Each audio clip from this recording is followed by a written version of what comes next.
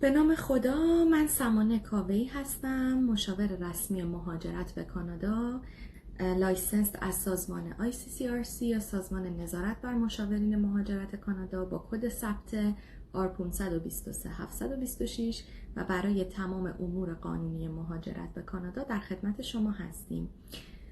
ما شرکتمون در شهر ونکوور کانادا هست به اسم سماکاو ایمیگریشن و حدود 1 سال هستش که فعالیت مستقل شرکت ما آغاز شده و پرونده های مهاجرتی بسیار زیادی داریم و در تمامی مسیرها میتونیم به شما کمک بکنیم.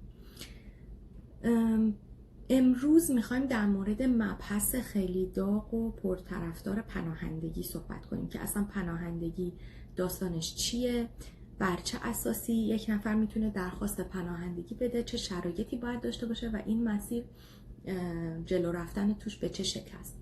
ببینید، در مجموع پناهندگی به 2 مدل تقسیم میشه. یک پناهندگی خارج از کشور مقصد و یک پناهندگی داخل کشور مقصد. حالا این یعنی چی؟ یک سری از کشورها هستن در جهان که به عنوان کشورهای امن شناخته میشن، مثل امریکا، کانادا، استرالیا، آلمان و یه سری کشورهای اروپایی، سوئد. و به چه معنی هستش؟ یعنی اینکه شما اگر که توی این کشورها باشید میتونید، اگر واقعا حالا یه سری مسائل و مشکلات و شرایط رو داشته باشید، میتونید درخواست پناهندگی بدید و اگر توی یکی از این کشورها وارد بشید و پناهنده بشید، دیگه امکان این که حالا از اون کشور امن به یک کشور امن دیگه برید برای پناهندگی نیست، به خاطر اینکه تمام اینا امن شناخته میشن و مفهوم و معنای اصلی و واقعی پناهندگی اینه که یک آدمی در کشور خودش به دلایل سیاسی، مذهبی، اجتماعی، گرایش جنسی یا عضویت در گروه‌های اجتماعی خاص جونش در خطر باشه یا تهدید به شکنجه یا مرگ از طرف نیروی پلیس کشورش باشه. یعنی چی؟ یعنی مثلا یه آدمی که توی ایران زندگی میکنه یا توی هر کشوری که جز اون کشورهای امن نیست، اون کشورهای امن خب اسمشون روشه دیگه، یعنی که آزادی دارن توی همه این مسائل، آزادی عقیده، ابراز هر دینی، نمیدونم هر گونه طرز تفکری، عضویت تو هر گروه اجتماعی، داشتن هر نوع گرایش جنسی، همه اینا توی کشورهای امن آزاده. یعنی شما میتونید هر چیزی رو انتخاب کنید و به این دلیل ها هیچ وقت شما رو مجرم یا متهم نمیشناسن. پس یعنی که یه آدمی هست که توی کشور خودش، حالا مثلا ایران، هند یا هر کشوری که جز این کشور امن نیست، داره زندگی میکنه و به یکی از این دلایلی که خدمتتون عرض کردم جونش در خطره یا به شکنجه یا مرگ یا آزار داره تهدید میشه و پلیس کشورش هم کاری براش نمیکنه یا نمیتونه بکنه.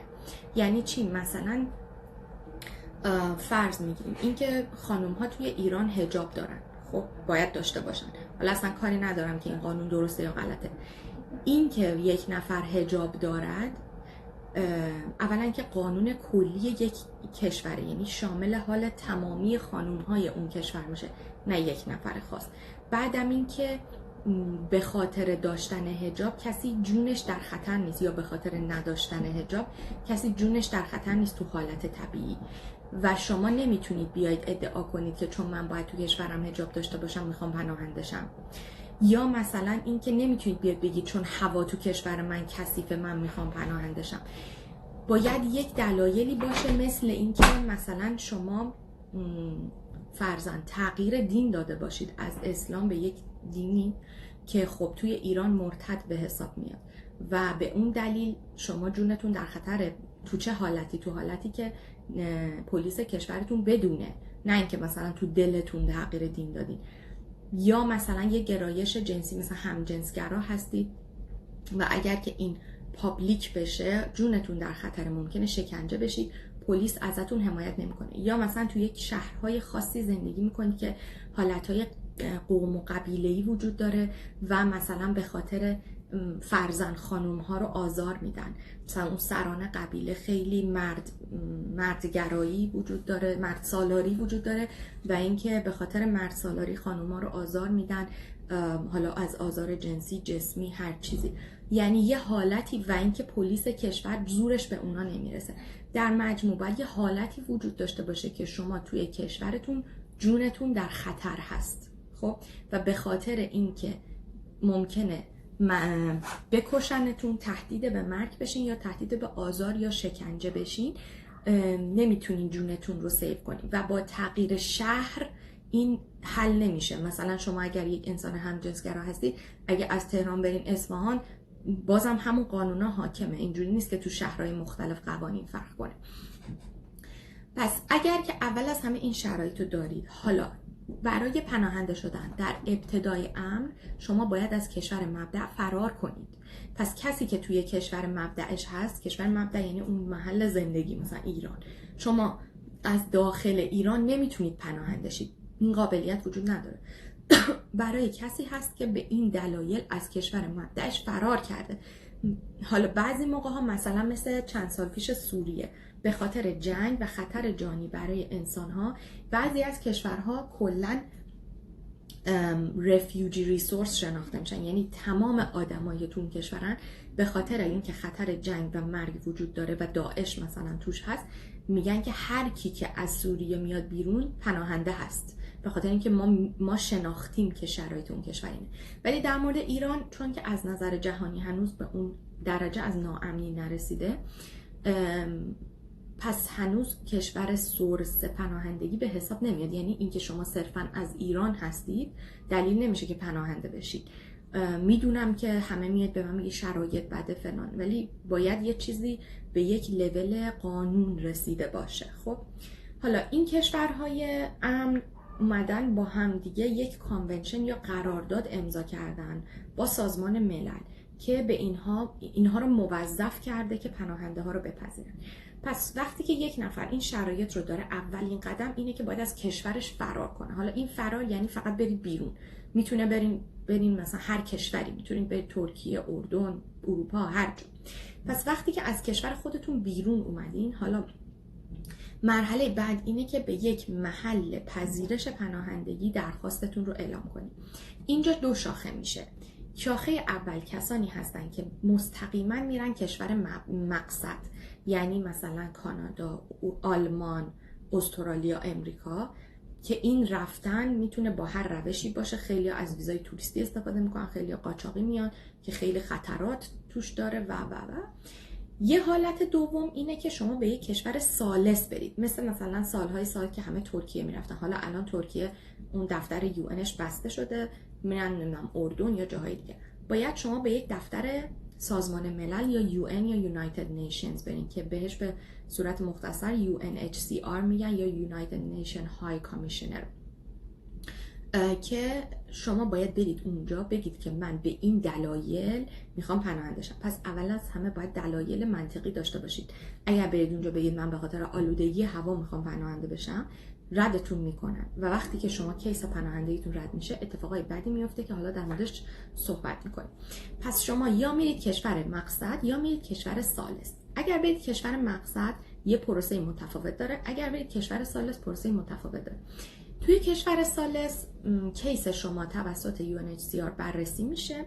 اگر که بپذیرنش به شما رفیوجی استاتس یا وضعیت پناهندگی تعلق میگیره و بر اساس اون باید منتظر بمونید تا اینکه یک کشور مقصد برای شما تعیین بشه و شما رو بفرستن. مهمترین بدی این پروسه طولانی بودنش هست. یعنی کسایی که میرن کشور ثالث و بعد منتظر میشن برن کشور مقصد، بعضی موقع 10 سال این پروسه طول میکشه تا پناهندگیشون پذیرفته بشه، تا یه جایی اساین بشن که برن کشور مقصد. خیلی طولانی است که بعضی موقع ها توی این فاز اگر پناهندگی اپروو شده و حالا شما دنبال کشور مقصد هستید، اگر که برای کانادا هستش،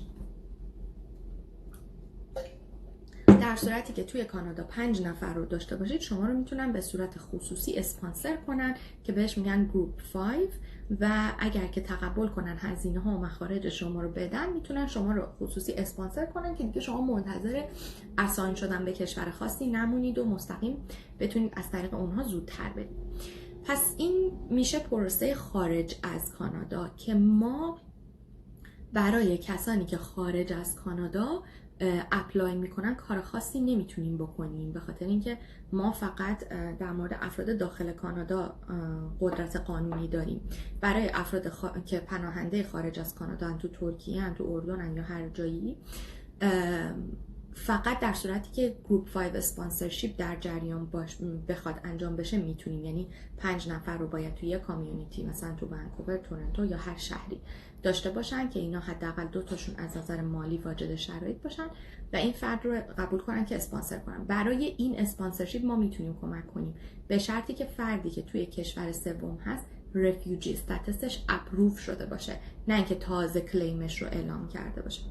پس اگر شما در کشور ثالثی هستید و منتظر رفیوجی استاتسین یا کسی رو ندارید برای اسپانسر شدن، متاسفانه کاری از دست ما برای شما بر نمیاد. در مورد حالا افرادی که داخل کانادا یا کشور مقصد میان، به این شکل هستش که شما 2 مدل میتونید درخواست پناهندگیتون، 2 مکان در واقع میتونید درخواست پناهندگیتون رو بدید، یا توی فرودگاه به محض رسیدن و یا اینکه بیاید داخل کشور و بعد درخواست بدید. توی فرودگاه خیلی ریسک داره، به خاطر اینکه شما وکیل ندارید، نمیدونید که اصلا چی کار باید بکنید و ممکنه اطلاعات اشتباه داشته باشید، کیس بدی ارائه بدید. اونجا اولا که بازداشتتون میکنن، قطعاً دیتنشن میرید، ممکنه یه مدتی بازداشت شید. توی بازداشت که هستید بهتون یه سری فرم میدن پر کنید و اگر کیستون مورد پسند نباشه ممکنه همونجا بهتون دیپورتیشن اوردر بدن و از کشور بیرونتون کنن. به همین دلیله که اگه احتمالاً شنیدید که مثلا میگن طرف پاسپورتشو پاره کرد یا قورت داد یا همچین چیزایی، به خاطر اینکه پاسپورتی وجود نداشته باشه که بتونن برش گردونن. کلا پروسه رفیوجی کلیم یا همون درخواست پناهندگی در کشور مقصد 2 فاز داره. فاز اول بهش میگن eligibility hearing، یعنی تایید صلاحیت اولیه. فاز دوم میشه final hearing، یعنی دادگاه.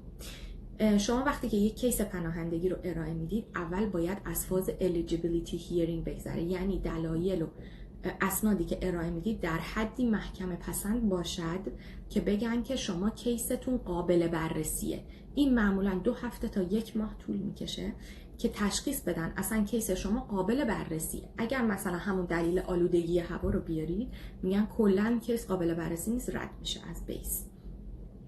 ولی اگر eligibility رو پس بکنید، بعد بهتون refugee status یا وضعیت پناهندگی تعلق میگیره و بهتون اجازه کار داده میشه تا زمانی که وضعیت نهایی شما مشخص بشه که این ممکنه بین 6 ماه تا 1 سال در حال حاضر زمان ببره. حالا داشتم اینو میگفتم که شما یک راهش اینه که توی فرودگاه درخواست بدین که من پیشنهاد نمی کنم چون راه سیفی نیست و به خاطر کم بودن دانشتون ممکنه که پروندهتون رد بشه. راه دوم این هستش که وارد کانادا بشید با هر ویزایی که دارید، حالا اون ویزا میتونه ویزای کار، تحصیل، توریستی یا هر چیزی باشه.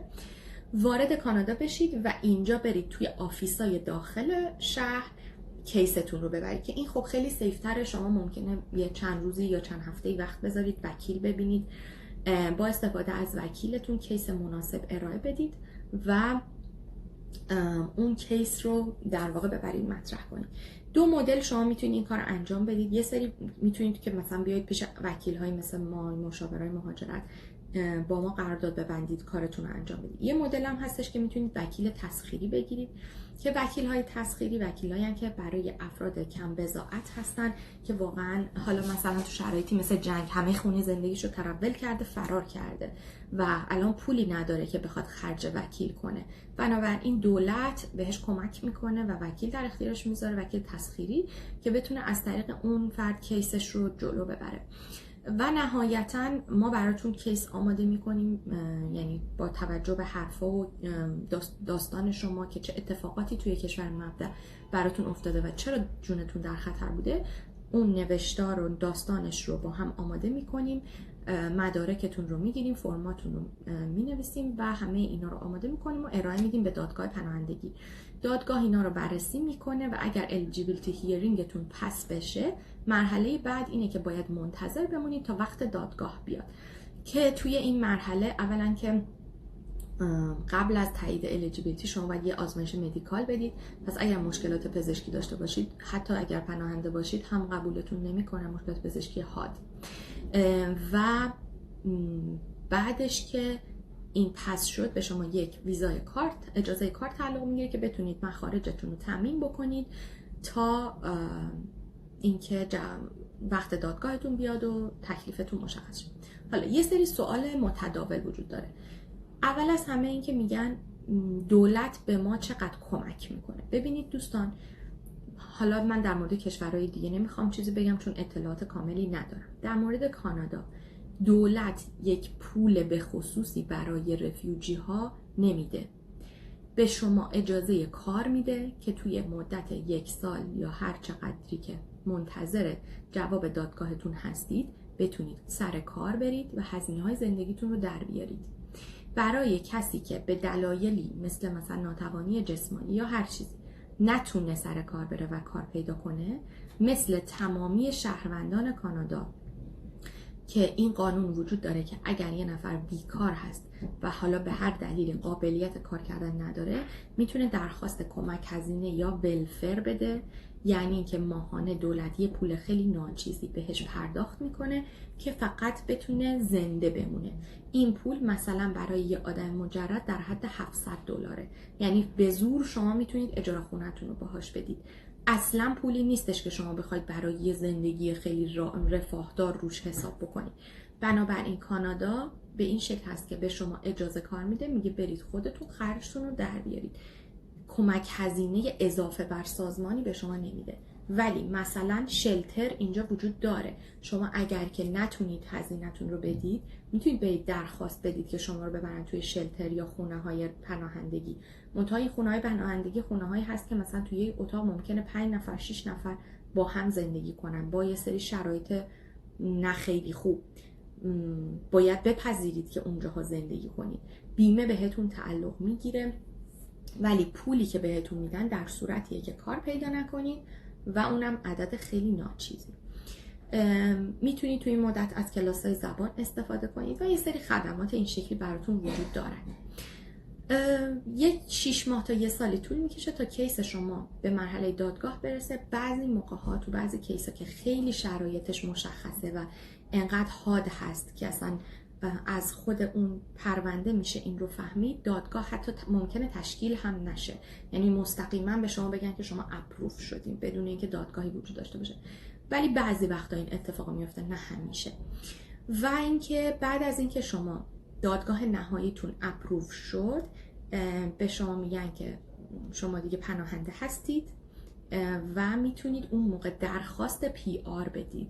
خود اون درخواست پی آر در حال حاضر حدود 1 سال طول میکشه، یعنی پروسه پناهندگی داخل کانادا تا مرحله‌ای که به پی آر برسه حدود 2 سال هستش. خب باز یکی از سوالات متداول این که ما چطوری باید خودمون رو به کانادا برسونیم. ببینیم ممکنه شما هر ویزایی داشته باشید باهاش بیاید داخل کانادا، ممکنه با قاچاقچی بیاید، اینها دیگه روش‌های متنوعی هست. ولی یک قانونی که دارن اینه که کسایی که به صورت هیومن ترافیکینگ یا قاچاق انسان وارد کشور میشن رو کیس‌های پناهندگیشون رو قبول نمی‌کنن. اینو باید دقت بکنید. پس باید شما قانونی وارد کانادا شده باشید. سوال بعدی که خیلی میشه اینه که ما میخوایم، یعنی یه جورایی پناهندگی رو به عنوان یه روش مهاجرتی آدما میشناسن. عزیزان من بارها و بارها این رو تاکید کردم، پناهندگی روش مهاجرتی نیست. پناهندگی یک اجبار هست برای افرادی که جونشون در خطره به دلایلی که گفتم و مجبورن که از کشورشون فرار کنن چون ممکنه که اونجا کشته بشن. پس پناهندگی اینجوری نیستش که مثلا شما بگین من بین اسکیلد ورکر رو مثلا سرمایه گذاری و پناهندگی میخوام پناهندگی رو انتخاب کنم. نه، پناهندگی روش مهاجرتی نیست. پناهندگی صرفا یک اجباره. پس همیشه و همیشه من این خواهش رو از شما داشتم و باز هم تکرار میکنم، خواهش میکنم از مسیرهای مهاجرتی سوء استفاده نکنید. وقتی که شما با کیس دروغی، یعنی بیاین مثلا یه ویزای توریستی گرفتین، یه عالمه هم قبلش گفتین که من میخوام بیام خواهرمو ببینم، پسر خاله‌مو ببینم، کلی مدارک مالی ارائه دادین، نمیدونم این که من برمیگردم و کار دارم و شغل دارم و فلان، بعد با اون ویزای توریستی میایید اینجا سریعا میرید درخواست پناهندگی میدید و میگید که من مسیحی شدم و بعد نور مسیح به قلبم تابید و بعد نمیدونم حالا جونم در خطر، فیلمم لو رفته، نمیدونم از اینجور حرفا. این باعث میشه که هی تکرار میشه این داستان و باعث میشه که یک پترن غلط و منفی ایجاد بشه و اداره مهاجرت اینا رو بررسی میکنه، چون توی فرمایی که از شما میخواد یه قسمتایی ازتون میپرسه که شما با چه ویزای اومدید، کدوم وکیل کمکتون کرده، همه اینا سوال میشه و اینا به صورت اطلاعات آماری جمع آوری میشه و هر چند وقت یک بار بررسی میشه. خب وقتی که میبینن که یه عالمه آدم از ایران با ویزاهای توریستی و تحصیلی و همه چی اومدن اینجا، به یه عالمه دلیل تراشیدن که ما میخوایم برگردیم و بعد اومدن صاف پناهنده شدن، به این نقطه میرسه که خب پس دیگه ما به ایرانی ها ویزای توریستی و تحصیلی نمیدیم. و اتفاقی که میفته شما فقط به فکر خودتون بودید، شمایی که اومدید اینجا با کیس دروغ پناهنده شدید، پاتون رو گذاشتید روی هموطنانتون و ازشون رفتید بالا، فقط کیس من به نتیجه برسه بقیه به جهنم. و فردا روز اولا که خودتون فک و فامیل و خواهر و مادر و پدر و ایناتون رو نمیتونید بیارید، به خاطر اینکه خودتون اولا یه روزی پناهنده بودید و همیشه این شک وجود داره که اونا هم بخوام پناهنده شن. دو اینکه یک روند غلط منفی ایجاد میکنی که باعث میشه کلا دیگه به ایرانی‌ها خیلی سخت ویزا بدن. اتفاقی که الان افتاده، تا پارسال 1.5 سال پیش تمام ویزاهای بچه‌های مدرسه‌ای و پدر مادرشون تایید میشد، کلی همه ویزای توریستی میتونستن بگیرن. از بعد از گرونی دلار که در درخواستای پناهندگی انقدر یهو زیاد شد از طرف ایرانی‌ها، الان ما به نقطه‌ای رسیدیم که تقریبا تمام ویزاهای تحصیلی بچه‌ها، تمام ویزای کالج و تمام ویزای توریستی ریجکت میشن، به خاطر اینکه باور نمی‌کنن که شما میایید و برمیگردید. پس تبعات منفی که کارهای غلط ما و سوء استفاده های غیرقانونی ما داره خیلی خیلی بیشتر از اون چیزی که فکرشو بکنیم. چون الان شمایی که این کارها رو، تعداد معدودی از افراد که این کارها رو انجام میدید، متاسفانه فقط نوک بینی خودتون رو میبینید. یکم جلوتر رو که نگاه کنید میبینید که دود این کارها تو چشم همه ما میره. پس من باز تاکید میکنم پناهندگی برای کسیه که جونش در کشورش در خطره به دلایل سیاسی، اجتماعی، مذهبی، گرایش جنسی، عضویت در گروه‌های خاص. وگرنه بقیه افراد واجد شرایط پناهندگی نیستن. با سوء استفاده از روش‌ها و شرایط پناهندگی به این امید که ما کیسمون به نتیجه برسه، بقیه هم دیگه مهم نیستن، یک سابقه و دید منفی نسبت به هموطنانمون ایجاد میکنیم. باعث میشیم که در آینده نزدیکان خودمون نتونن ویزا بگیرن، بچه ها نتونن بیان اینجا درس بخونن، بعد راه ها تنگتر و تنگتر بشه و شرایط سختتر و سختتر. الان روش های قانونی که ما میتونیم باهاش افراد رو به کانادا بیاریم هی داره کمتر میشه، شرایط هی سختتر میشه به خاطر رفتارهای غلط خود ما. من هدف اصلیم از گذاشتن این لایو این بود که برای شما باز کنم که داستان پناهندگی چیه، شامل حال چه افرادی میشه و شما به صورت وجدانی و انسانی تو چه شرایطی میتونید پناهنده شید. من کیس پناهندگی کاملا انجام میدهم، اما کیس های واقعی. یعنی اگر کسی بیاد اینجا پیش من بگه که من توی ایران یه خونه زندگی خیلی خوب دارم و هیچ مشکل خاصی هم ندارم، ولی چون حوصله ندارم زبان یاد بگیرم میخوام پناهنده بشم، من میگم ببخشید تشریفتون رو ببرین بیرون. من برای کسایی کیس پناهندگی کار میکنم که دلایل واقعی داشته باشن، واقعا از نظر سیاسی، مذهبی، اجتماعی جونشون در خطر باشه. کیسای پناهندگی زیادی ندارم به خاطر اینکه افرادی که واقعا واجد شرایط هستن تعدادشون زیاد نیست.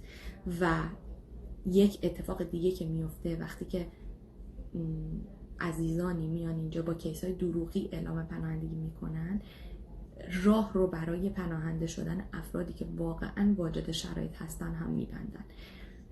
یکم اگر که به وجدان خودمون رجوع بکنیم و منطقی فکر بکنیم، ما یه ذره قبول کنیم که مهاجرت کار پرزحمتیه و اگه یکم حوصله کنیم، زبان بخونیم، تلاش کنیم، پول جمع کنیم، میتونیم با راه قانونی و سر بالا بیایم زندگی کنیم، هیچ وقت سراغ این کارا نمیریم.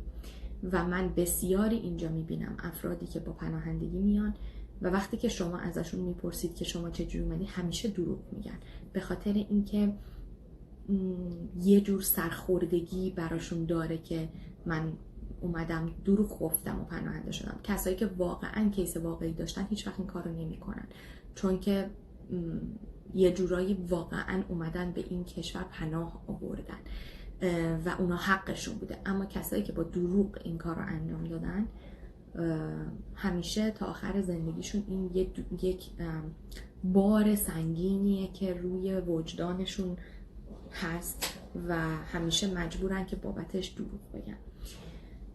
پس من یک جمع‌بندی بکنم. ما 2 مدل پناهندگی داریم، خارج از کشور مقصد و داخل کشور مقصد. خارج از مقصد رو ما کار نمی کنیم چون که متاسفانه کاری از دستمون بر نمیاد و پروسه طولانی هست. داخل کشور مقصد یا کانادا رو ما انجام میدیم.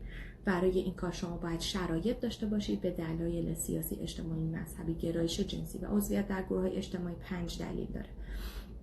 جونتون در کشورتون در خطر باشه، فرار کرده باشید و پناه آورده باشید به کانادا. 2 مرحله داره، مرحله تایید صلاحیت و مرحله دادگاه نهایی که اگر تایید صلاحیت بشید به دادگاه نهایی میرسید. حالا یک بحث انتهایی وجود داره که اگر که پناهندگی رد بشه چی میشه؟ ببینید عزیزان، بدترین اتفاقی که میتونه برای شما بیفته از نظر مهاجرتی اینه که کیس پناهندگی شما ریجکت بشه. اگر که تو مرحله الیجیبیلیتی یا مرحله اول ریجکشن که کلا دیگه خدا نگهدار، یعنی میگن که شما دیگه حق پناهندگی ندارید، به شما یک نامه داده میشه به اسم دیپارچر اوردر. دیپارچر اوردر یعنی دستور خروج از کشور. یعنی از شما درخواست میشه که تا 1 ماه فرصت دارید که کشور کانادا رو به صورت داوطلبانه ترک بکنید و شما باید مدارک و زندگیتون رو به اصطلاح جمع بکنید، برید فرودگاه، اون دیپارچر اوردر رو تحویل بدید، یه چیزی رو امضا کنید و کشور رو ترک بکنید. وقتی که شما دیپارچر اوردر میگیرید هم چیزتون باطل میشه، ویزاتون باطل میشه و هم دیگه نمیتونید بیاید و برگشتتون عملا منوط میشه به اجازه وزیر مهاجرت که یه چیز خیلی خیلی پیچیده‌ایه. حالا اگر که الیجیبیلیتیتون پس بشه، برید تو مرحله دادگاه. تو مرحله دادگاه رد بشید، باز دوباره اینجا یه ریفیوزال روی پناهندگیتون میاد و باز بهتون یه دیپارچر اوردر میدن به همون شکل، یعنی باید کانادا رو ترک بکنید تا 1 ماه، اما اجازه اپیل یا شکایت هم بهتون میدن. یعنی باید رو رد درخواستتون شکایت بدید که نه، من میخوام که یه مدارک اضافه تری ارائه بدم. پس اولین نکتهش اینه که اگر مدارک تکمیلی دارید میتونید اپیل کنید، نه اینکه دوباره بیاید همون کیسی که یه دور ارائه دادید رو ارائه بده، خب اون دوباره رد میشه. پس وقتی که شما تو مرحله دادگاه رد میشید بهتون دیپارچر اوردر میدن. این دیپارچر اوردر به شما میگه که باید کشور کانادا رو ترک بکنید طی 1 ماه. بعد بهتون حق اپیل میدن، میگن که شما میتونید شکایت کنید. در این مرحله میتونید برید وکیل بگیرید و طرح شکایت انجام بدید. شکایتتون میره به رفیوجی اپیل دیویژن یا RAD بررسی میشه و ممکنه که ماه‌ها طول بکشه. توی این فاصله شما صرفاً در حالت انتظارید، یعنی هیچ استاتسی ندارید، هیچ کار خاصی نمیتونید بکنید، باید فقط منتظر باشید تا جوابتون بیاد. اگر که اپیل شما هم رد بشه، دقت کنید اینجا، اگر اپیل شما هم یعنی اون شکایتتون هم رد بشه، دیپارچر اوردر شما تبدیل می شود به دیپورتیشن اوردر، یعنی دستور اخراج از کشور. و این یعنی که یه چیز جدی، یعنی شما رو میندازن بیرون، دیگه ازتون نمیخوان که برین. و اینکه حتی به این مرحله ممکنه برسه که پلیس بیاد دنبال شما و شما رو به زور ببرن و سوار هواپیما کنن و بفرستن از کشور بیرون. که اگر شما تو این فاز برسید دیگه خیلی خیلی حالت بدیه، یک سیستم فرسایشی ایجاد میکنه. بعد یه درخواست دیگه هست به اسم پرا یا پری ریسک اسسمنت که شما باید بیاید بگید که من کشور مبدأم برام خطرناکه، منو نفرستید اونجا، بعد بیان تعیین کنن که شما رو به چه کشور دیگه‌ای بفرستن. خیلی خیلی داستان طولانی میشه و بعضی از آدم‌ها دیده شده که سالهای ساله که تو این شرایط بدون استاتس تو کانادا موندن، نمیتونن هیچ کاری بکنن، نه اصلا اجازه قانونی زندگی دارن، همش در حال فرار از پلیس هم میرن، تو مراکز مذهبی قایم میشن و اصلا خیلی خیلی شرایط بدی. بنابراین حواستون باشه که اگر کیس پناهندگی میخواید ارائه بدید حتما از وکیل استفاده کنید، حالا چه وکیل غیر تصویری چه تصویری، خودتون این کارا رو نکنید چون ریجکتیش خیلی وحشتناکه. یعنی اگر ریجکت بشید واقعا با تمام آینده و زندگیتون بازی کردید، مگر اینکه براتون مهم نباشه بگین تهش اینه که منو دیپورت میکنن میرن ایران. و وقتی که دیپورتیشن اوردر بگیرید شما دیگه نمیتونید برگردید کانادا، دیگه هیچ ویزایی بهتون نمیدن و این بقیه کشورها رو هم تحت تاثیر قرار میده. شما اگر از کانادا دیپورت شید دیگه امریکا هم نمیتونید برید، استرالیا هم نمیتونید برید، اینا همه به هم لینک هستن. یه چیز دیگه که من خیلی میشنوم، افرادی هستن که توی آلمان درخواست پناهندگی دادن، درخواستشون رد شده، میگن حالا ما میخوایم بیام کانادا درخواست پناهندگی بدیم. عزیزان متاسفانه امکان پذیر نیست. شما وقتی توی یک کشور امن درخواست پناهندگی بدید، این یک دونه شانس دارید برای این کار. اگر که از اونجا رد بشید دیگه نمیتونید تو کشورهای دیگر درخواست پناهندگی بدید. تنها کاری که میتونید بکنید اینه که به صورت قانونی مهاجرت کنید برای اقامت دائم که معمولا پناهنده ها این شرایط رو ندارن، مثلا از نظر تحصیلی و زبان و وضعیت مالی و اینا خب شرایط خوبی ندارن. پس خیلی دقت کنید که درخواست پناهندگیتون رو چجوری دارید میدید، با کی دارید کار میکنید، اینا همه خیلی خیلی مهم هستش. بیگدار به آب نزنید، ریسکای بی خود نکنید و مهمترین جمله‌ای که من شاید میخوام توی این لایف بگم اینه که تا وقتی مسیر قانونی برای مهاجرتتون وجود داره ازتون خواهش میکنم سراغ پناهندگی نرید. با سر بالا از مسیر قانونی درست مهاجرت کنید. حتی اگر بخواد بیشتر طول بکشه مطمئن باشید 6 ماه بیشتر، 1 سال بیشتر موندن شما تو ایران هیچ اتفاقی نمیفته. این همه سال گذشته 6 ماه 1 سال دیگه هم میگذره. به خاطر عجله بیخود، به خاطر حرفای اغواگرانه وکیل‌ها یا اطرافیانتون یه همچین ریسکی نکنید. با روش‌های قانونی مهاجرت کنید. ممنونم از وقتی که به ما دادید. مرسی که پای لایو بودیم. من مجددا سمانه کاوه‌ای، وکیل رسمی مهاجرت، مشاور رسمی مهاجرت از سازمان ICRC برای تمام امور مهاجرت قانونی به کانادا در خدمتتونم. ممنونم که با ما همراه بودید و میریم سراغ سوال. مرسی مرجان خانم، سلامت باشید. آقای جواد مرسی عزیزان که همراه ما بودید. من برای سوالاتتون در زمینه پناهندگی در خدمتتون هستم. سوالات دیگر لطفاً وقت مشاوره رزرو کنید، در خدمتتونم. ویزای توریستی چه بلایی سر کسی که دعوتنامه داده میاره؟ این هم سوال خوبیه که یادم رفته بود بگم. عزیزان اون کسی که به شما دعوتنامه میده، اون طفلک بی‌نوا که از همه جا بیخبر، شما بهش گفتین من میخوام بیام دیدار رو برگردم، اگر که یک بار این اتفاق بیفته خیلی تاثیر خاصی نداره، ولی اگر یک پترن تکرار شونده بشه، یعنی هی اون آدم دعوتنامه بده به آدمای مختلف و اون آدمای مختلف بیان اینجا پناهنده بشن، این باعث میشه که دیگه دعوتنامه های اون آدم از اعتبار ساقط بشه و تاثیرگذار نباشه و بعداً مثلا ممکنه بخواد افراد خانواده خودش رو بیاره با اذیت بشه. برای تغییر دین که منجر به پناهندگی بشه چطور باید اقدام کرد؟ عزیز لطفاً لایو رو از ابتدا ببینید، من کامل توضیح دادم. خواهش میکنم یلدا جان. آیا اجازه برگشت به ایران رو دارید؟ ببینید این یک موضوع بحث برانگیزیه. قانوناً پناهنده ها دیگه نباید به کشور مبدأشون برگردن و حتی از پاسپورتشون نباید برای سفر به کشورهای دیگر هم استفاده کنن. مثلا اگر شما ایرانیید با پاسپورتتون میتونید برید ترکیه، حتی نباید این کار رو هم بکنید، چون شما میگید که اون کشور برای من خطر داره و من نمیخوام تحت قوانین اون کشور زندگی یا سفر کنم. اما در حقیقت چون که این پیگیری این آدم ها و برگشتشون انرژی و نیروی انسانی خیلی زیادی میخواد، هنوز زیاد این اتفاق نیفتاده. میتونم به صورت خلاصه بگم تا زمانی که PR هستید بهتره که برنگردید به ایران، اما بعد از سیتیزنشیپ اکثر آدما این کار رو میکنن. اگر در اون 30 روزی که وقت دادم باید برنگردیم چی میشه؟ دیپارچر اوردر تبدیل به دیپورتیشن اوردر میشه و اعمال قانونی میشه برای برگشت شما. بهترین راه برای کسی که موقعیت مالی نداره چیه؟ لطفا مشاوره رزرو کنید. اگر بچه زیاد داشته باشین پناهندگی راحت‌تر؟ نه، هیچ ربطی نداره. هزینه انجام پروسه پناهندگی توسط شرکت ما $10,000 هست. کسی که در اروپا منفی بخوره امکانش هست از طریق ویزای کاری بیاد کانادا. ویزای کار چون ویزای موقته نه. اگر برای PR به صورت مستقیم اقدام کنیم بله. خب اونایی که اینم که گفتم، واقعا تو ایران شرایط انقدر خرابه که از لحاظ اجتماعی همه میتونن اقدام کنن. چقدر سقوط، چقدر شرایط سخت زندگی. بله من قبول دارم که شرایط ایران سخته، اما شرایط ایران به مرحله‌ای نرسیده که جون افراد در خطره به صورت عادی. شما برای پناهندگی باید یکی از اون شرایط رو داشته باشید. قانونش اینه. شما تعیین کننده این نیستید که بچه اساسی میتونید پناهنده بشید. این یک قرارداد بین‌المللی بین کشورهای امن. باید حتما اون 5 تا دلیل که به اصطلاح بهش میگن grounds of refugee claim اونا رو داشته باشید.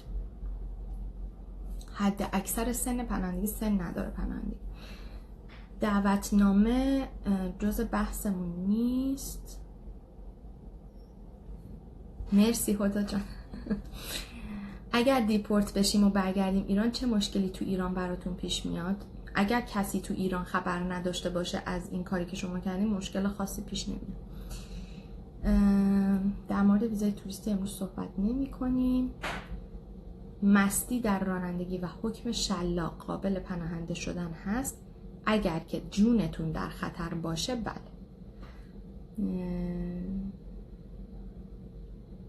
ویزاهای تحصیلی به دلیل درخواست‌های پناهندگی تقریبا همشون ریجکت میشه. بله الان در حال حاضر فقط فوق لیسانس و دکترا خوب هستن. میشه از گیت رد شدن توضیح بدین که به عنوان پناهنده چی بگیم؟ عزیزم بستگی به کیستون داره، خیلی چیزا ممکنه لازم باشه بگید. پناهندگی اقلیت‌های مذهبی امکان پذیر بستگی داره، مثلا بهایی ها بله، ولی مثلا مسیحی ها چون توی ایران به رسمیت شناخته میشن نه، مگر اینکه کسی دینش رو تغییر داده باشه از اسلام به مسیحیت. کسی که خودش مسیحیه یا یهودیه و اینا نه. آیا میشه ابتدا 2 نفر از یه خانواده پناهنده‌شن بعد نفر سوم به واسطه آنها به پرونده اضافه بشه؟ به شرایطتون بستگی داره. این اضافه شدنه باید ببینید که چی هست. اگر خانوم پناهنده شه بعد از چند وقت میتونه شوهر بچه‌شو ببره، باید پناهندگیش به تموم بشه، تایید بشه. ببخشید من خیلی حساسیت فصلی دارم. و بعد PR رو بگیره، بعد میتونه همسر و بچه‌ش رو اسپانسر بکنه. لایو حتما سیو میشه، 24 ساعت روی پیج هست، بعدش هم توی کانال یوتیوب سماکاف پلاس میره. خواهش میکنم. موضوع سقوط هواپیما تأثیر روی ویزای تحصیلی پیش نیامده. خیلی کسی که تو آلمان پناهندگی داده برگشته داوطلبانه داشته و پروندهش تو آلمان بسته شده میتونه الان از طریق قانونی برای کانادا اقدام کنه؟ اگر اقدام به اقامت دائم باشه بله. اینم که گفتم. شنگن که ربطی به بحث ما نداره. دعوتنامه رو هر کسی میتونه به شما بده، ولی خب دوست و اینا خیلی اعتبار ندارن.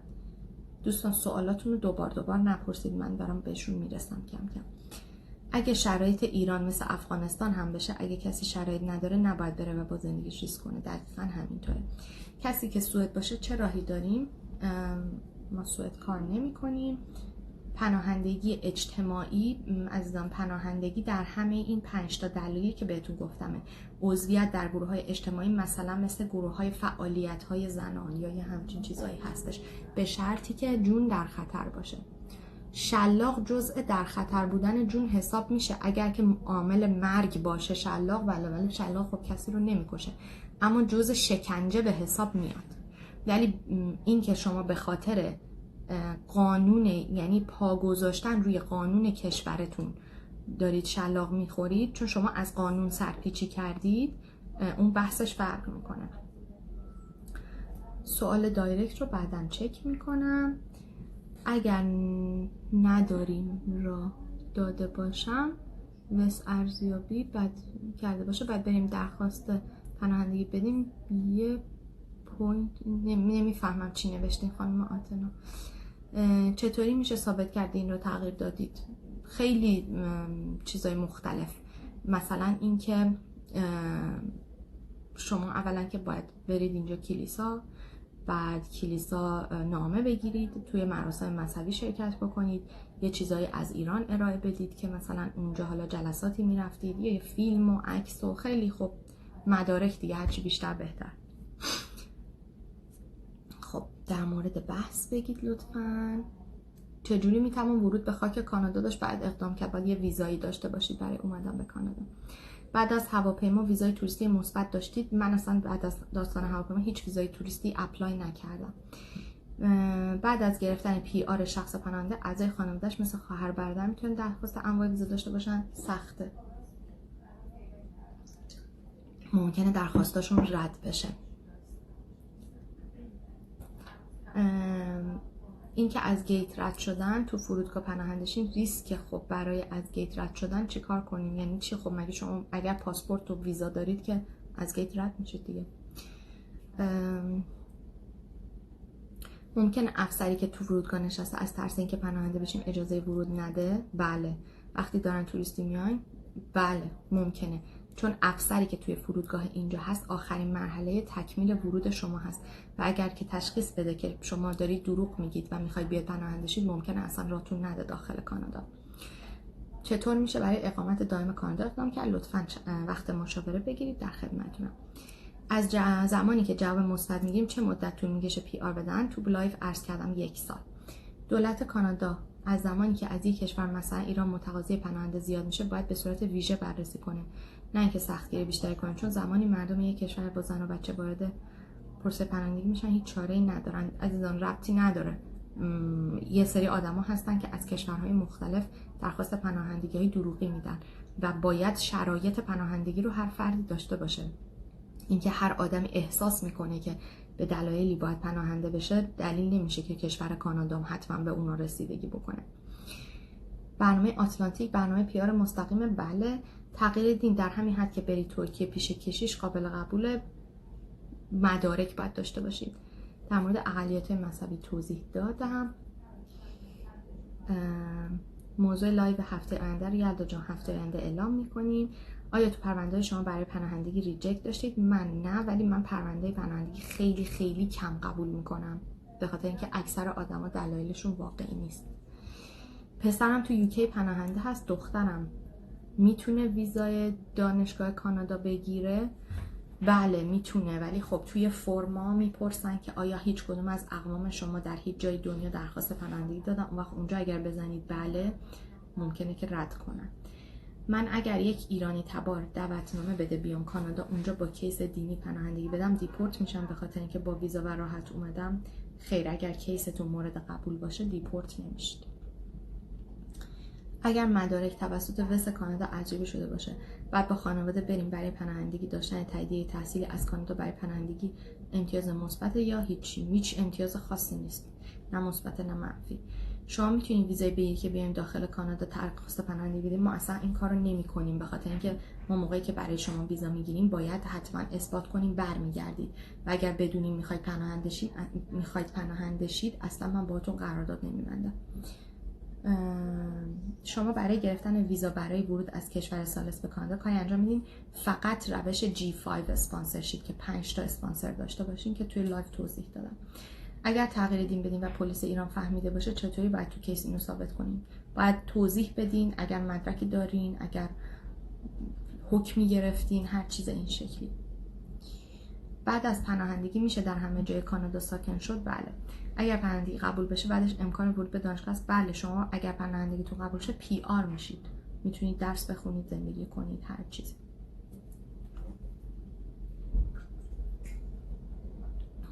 خب فکر میکنم که همه سوالاتون رو جواب دادم.